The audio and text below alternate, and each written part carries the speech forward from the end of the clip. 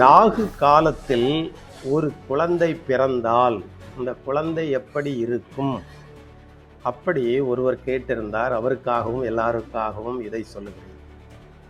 ராகு காலத்தில் ஒரு குழந்தை பிறந்தால் அந்த குழந்தைக்கு அனுபவ அறிவு அதிகமாக இருக்கும். கல்வி அறிவை விட, கற்ற அறிவை விட, மேதாவிகளின் அறிவை விட அனுபவ அறிவை அதிகமாக கொண்டிருக்கும் இந்த ராகு காலத்தில் பிறந்த குழந்தை. ராகு காலம் கொடுக்கப்பட்டது பிரபஞ்சத்தில் இருக்கிற விஷங்கள் எல்லாம் ஒன்றாய் திரட்டி அந்த விஷத்துக்கு அதிபதியாக இருக்கிற கரும் பாம்பு சர்ப்பம் அதன் கையில் கொடுத்திருக்கிறது. அதை எல்லா இடமும் பரவ விடாமல் ஒரு இடத்தில் கொண்டு வந்து குறுகிய ஒரு காலத்திற்குள் வைத்து அது கொடுக்கப்பட்டிருக்கிறது. இது முழுக்க தீமை செய்கிறது அல்ல, ஆனால் அது விஷம் நிறைந்த ஒரு நேரம்.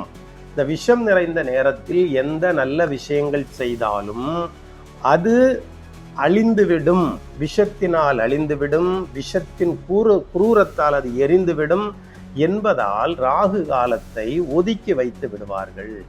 ஆனால் ஒரு குழந்தை பிறந்து விட்டது என்றால் அந்த குழந்தைக்கு அனுபவ அறிவு அதிகமாக இருக்கும்.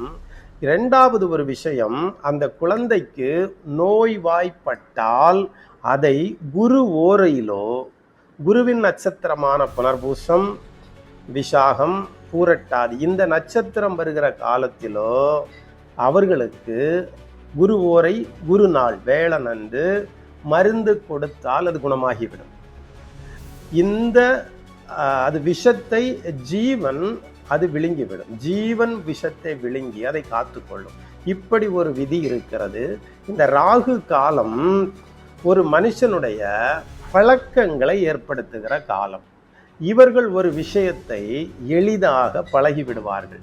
அதாவது எல்லா கிரகங்களுக்கும் பழக்குவிக்கிற வித்தையை இறைவன் கொடுக்காமல் இந்த ராகுவுக்கு மட்டும் ஒரு விஷயத்தை பழக்குகிற வித்தையை கொடுத்து விட்டார். அது ஒரு வண்டி ஓட்டுகிற ஒரு பயிற்சி ஆனாலும் உடனே பழகி விடுவார்கள். ஒரு டிராயிங் ஆனாலும் உடனே பழகி விடுவார்கள். எந்த ஒரு விஷயத்தையும் உடனே கற்றுக்கொண்டு பழகுகிறவர்கள் இந்த ராகு காலத்தில் பிறந்தவர்களாக இருக்கிறார்கள். இதுதான் ராகு காலத்தில் பிறந்த குழந்தைகளின் ஒரு இயற்கை தன்மையாக இருக்கிறது. இது விஷம், அதனால் இது ஜெயிக்க முடியாது என்று இதை ஒதுக்க முடியாது. இதுவும் அதையும் ஒரு நல்ல விஷயமாக மாற்றிவிட்டார்கள். இன்னும் அதுக்கு ஒரு நல்ல குணம் இருக்கும். எவரும் வேலை இல்லாமல் ஒருவர்